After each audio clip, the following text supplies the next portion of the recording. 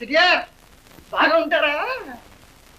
ஓ, உங்கள மாதிரி குடித்தனக்காரங்க இருக்கும் போது நான் எப்படி பாக உண்டேதி?